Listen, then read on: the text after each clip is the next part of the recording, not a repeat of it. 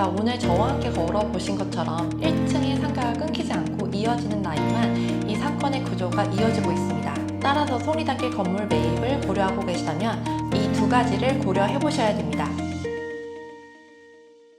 안녕하세요. 발로 뛰는 빌딩 중개사 빌딩남 이보람 공인중개사입니다. 여러분 다들 벚꽃놀이 잘 다녀오셨나요? 벚꽃놀이 하면 생각나는 곳 석촌호수죠. 오늘은 석촌호수를 끼고 있는 송파구의 골목상권 송리단길을 파헤쳐 보려고 합니다. 이 송리단길이 어떻게 탄생했고 지금은 어떤 변화를 겪고 있는지 같이 한번 살펴보실까요? 송리단길은 본래 평범한 주택가이자 빌라촌이었습니다. 2016년 롯데월드 완공과 잠실역 인근 대형 사건이 포화가 되면서 방문객들이 개성 있는 공간을 찾아 석촌호수 동호 아래쪽으로 자연스럽게 스며들기 시작했습니다. 그 흐름이 닿은 곳 바로 석촌호수 동호 아래쪽인 송리단길입니다. 송리단길이 폭발적으로 성장하며 정점을 찍었던 2018년부터 2019년도까지 과연 무엇이 이 사건을 만들었을까요? 핵심은 세 가지입니다.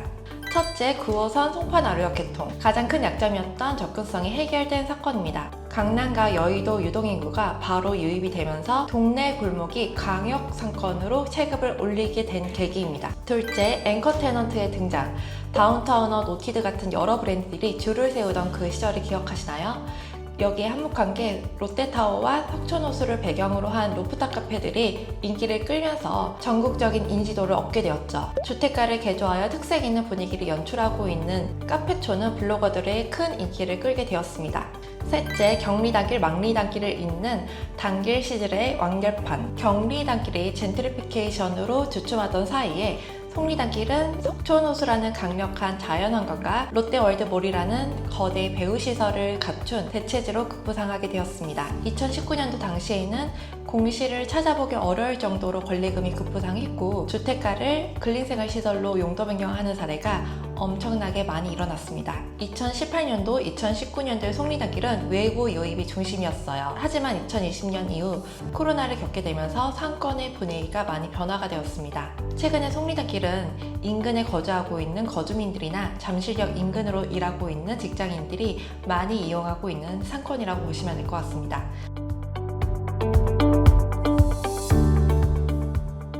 자, 그러면 상권을 직접 보면서 거래된 세 가지를 통해서 직접 현장 분위기를 살펴보도록 하겠습니다. 송리단길이 뜨기 전에는 1층의 임대료가 10만원에서 12만원 선으로 잠실이나 방이동 목자골목에 비해서 30%나 50% 정도가 저렴했기 때문에 권리금도 3천만원에서 5천만원 수준으로 신규 창업자들이 진입장벽이 굉장히 낮은 수준이었어요. 덕분에 힙한 분위기를 낼 수 있는 임차인들이 많이 들어온 이유도 있고요. 그러면서 자연스럽게 집가가 상승하고 임대료 상승이 되니까 특색 있는 임차인들이 자연스럽게 떠나가고 지금은 이 임대료를 받쳐줄 수 있는 프랜차이즈 업종들이 빈자리를 많이 채우고 있습니다. 근데 지금 보시다시피 이 송리단길 안에서 지금 걷고 있는 이 골목의 분위기는 20대, 30대 연인들의 데이트 코스라기보다는 동네 멀자 골목의 상권을 느낌을 많이 자아내고 있습니다. 지금 보시면 이 라인으로는 고깃집, 빈대떡, 이자카야 같은 직장인들이 퇴근하고 와서 술 마시기 좋은 가게들이 많이 있습니다. 지금 시간이 평일 저녁 시간이라서 이 시간대도 같이 참고해서 보시면 좋을 것 같습니다. 그러다 보니까 이 카페가 많은 송리단길의 메인 거리보다는 이쪽 거리가 사람이 현재 시간으로서는 더 많은 것 같습니다. 자, 이제 석촌호수 동호 대로변 이면 쪽으로 꺾어서 가보도록 하겠습니다. 석촌호수 동호 이면 쪽으로 오니까 아까 보셨던 골목상권과는 또 느낌이 바로 달라졌습니다. 피자집, 브런치집 있고 신축 건물도 보이네요. 자, 그럼 첫 번째 매각 사례입니다. 2025년 4월 송파동 30의 10번지 매가 33억 3천으로 평당가 5,953만원에 매각이 된 사례입니다. 이 건물의 위치는 석촌호수 대로변 바로 이면에 위치한 건물이었습니다. 주변 실거래가를 보시면 거래가 활발히 되었던 2020년도에 비해서 최근 거래가 활발히 되진 않았어요. 그렇기 때문에 과거 매각되었던 실거래가에 웃도는 금액으로 노후화된 건물에 매입하셨고 현 상태를 보시면 아직 준공이 되기 전 건물 같습니다. 석촌호수 바로 이면에 있음에도 불구하고 이곳은 호수 인강 아파트라는 대단지가 가로막고 있기 때문에 상권의 흐름이 한 차례 끊기게 되는 지점입니다. 부동산 가치 측면에서는 상권의 단절은 매우 치명적입니다. 유동인구의 동선이 끊어지게 되면은 사람들의 발길이 끊어지게 되고, 이는 곧 공실 리스크 상승도 직결되기 때문이죠. 건물 매매를 검토하실 때 단순히 석촌호수 동호와 가깝다는 이유만으로 낙관할 것이 아니라 실제 사람들의 발길이 닿는 곳인지, 혹은 물리적 장벽에 의해서 닫힌 상권은 아니신지 반드시 현장 확인을 해보셔야 됩니다. 자, 이제 속리단길의 메인 도로에 진입했습니다. 초입에 저희가 걸었던 먹자골목과는 분위기가 확연히 다른 것을 느낄 수가 있는데요. 최근 준공된 신축 건물들이 눈에 띄며 1층 상권의 구성도 아까와 다르게 아예 달라졌습니다. 4주차로 카페, 음식점, 그리고 데이트할 때 필수 코스인 셀프 스튜디오 위주로 많이 채워져 있습니다. 속리단길 상권을 지금 같이 걸어보셔서 아시겠지만 이곳은 전형적인 상가주택 밀집 지역의 특성을 보이고 있습니다. 저층부 1층, 2층은 근린생활시설로 활발히 운영이 되고 있지만 상층부는 여전히 주택으로 사용되는 건물들이 많습니다. 사실 성수동, 한남동, 종로같이 강력하게 그 지역의 특성을 느낄 수 있는 그런 곳을 기대하고 오신 분들이라면 이 속리단길을 오셨을 때 다소 평범하거나 심심하게 느껴지실 수 있어요. 그럼에도 불구하고 이 속리단길 1층 상가들이 공실 없이 안정적으로 유지되는 이유는 속리단길 인근으로 탄탄한 배우 주거지가 있고 평일 주거 기본 수요가 맞춰주기 때문인 것 같습니다. 또한 이 롯데월드 타워와 석촌호수라는 확실한 앵커 시설이 있기 때문이죠.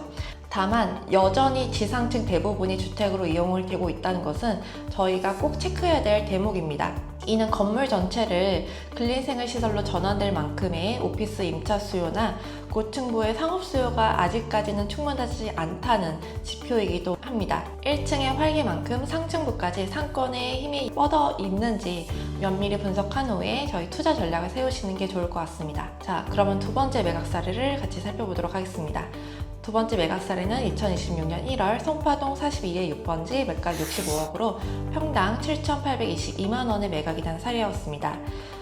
이 건물은 2019년도에 매도인께서 노후화된 건물을 직접 신축하셔서 완성형 수익성 건물로 매각시킨 사례입니다. 속리단길 메인 거리에 바로 이면에 위치한 건물로 매각 당시에는 수익률이 무려 3.5%가 발생하는 건물이었습니다. 현재는 기존의 1층 임차인이 퇴거를 하거나 아니면 변경 중인 것 같은데, 건물의 소유권이 변동이 되면은 기존 임차인이 임대차 계약을 맺었던 그 계약 기간을 지키지 않고 퇴거가 가능합니다.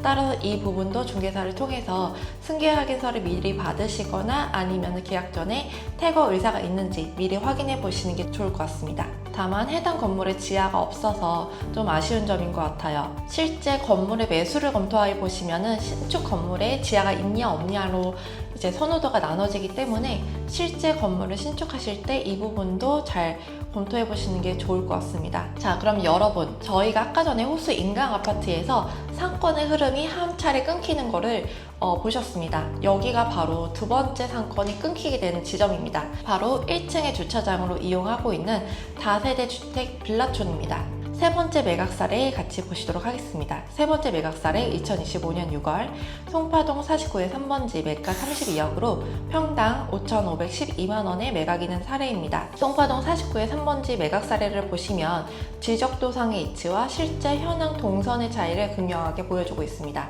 지도라만 보면은 송파나루역 대로변 바로 이면으로 위치해서 접근성이 엄청 우수해 보이지만은 실제로는 대로변에서 건물로 직접 진입이 할 수 없는 폐쇄적인 구조를 띠고 있었습니다. 특히 이 속리단길의 상권으로 멈춰서는 전형적인 빌라 밀집 지역 한복판에 자리하고 있어서 유동인구를 흡수하는 상업적 확장성 측면에서는 분명하게 한계가 있는 입지였습니다. 1993년에 굉장히 노후화된 건물이었고 지하 1층부터 1층은 근생, 2층부터 4층까지는 주택 건물로 명도가 되지 않았습니다. 따라서 매수인께서는 이걸 가격 협상카드로 잘 활용을 하신 것 같아요.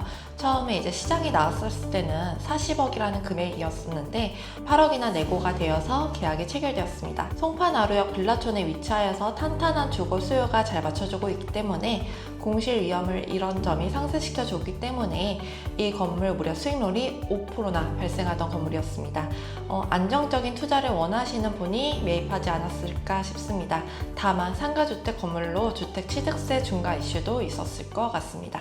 여러분, 이제 속리단길이라는 이름만 믿고 투자를 하는 시기는 지난 거 알고 계시죠? 경리단길, 망리단길, 그리고 속리단길까지 핫플레이스의 탄생 배경에는 늘 저렴한 임대료가 있었습니다. 초기에는 임대료가 낮았기 때문에 감각 있는 신규 임차인들이 들어서 특색 있는 상권을 형성할 수 있었죠. 하지만 상권이 유명해지면은 젠트리피케이션은 필연적으로 따라오게 됩니다. 임대료 상승을 견디지 못한 핵심 임차인들이 빠져나가게 되면은 상권의 매력은 감소하고 유동인구는 점차 감소하게 됩니다. 이것이 우리가 속리단길 투자를 더 냉정하게 분석해야 되는 이유입니다. 특히 속리단길의 가장 큰 물리적 특징을 보시면 빌라촌 기반이라는 겁니다. 주변을 보시면 주거용 플로티 구조의 건물들이 굉장히 많습니다. 이런 구조는 상업적인 연속성을 단절시켜서 유동인구의 흐름을 끊어놓게 되는 가장 치명적인 약점이 됩니다. 자, 오늘 저와 함께 걸어보신 것처럼 1층의 상가가 끊기지 않고 이어지는 라인만 이 상권의 구조가 이어지고 있습니다. 따라서 속리단길 건물 매입을 고려하고 계시다면 이 두 가지를 고려해 보셔야 됩니다. 첫째, 동선의 영속성. 상권의 흐름이 끊기지 않는 메인 거리, 핵심 이면에 위치해 있는가? 두 번째, 용도 변경의 용이성. 현재 주택 위주의 건물이라면은 향후 전체 근생시설로 용도 변경이 용이하고 리모델링이 가능한 구조인가? 상권의 겉모습이 아니라 그 이면의 구조까지 저희가 읽어야 실패 없는 투자가 가능합니다. 더 자세한 속리단길의 상권이 궁금하시다면 빌딩라미한테 언제든지 연락주세요. 오늘 영상이 도움이 되셨다면 좋들구와 부탁드립니다. 저는 다음에 더 좋은 영상으로 찾아뵙겠습니다. 안녕.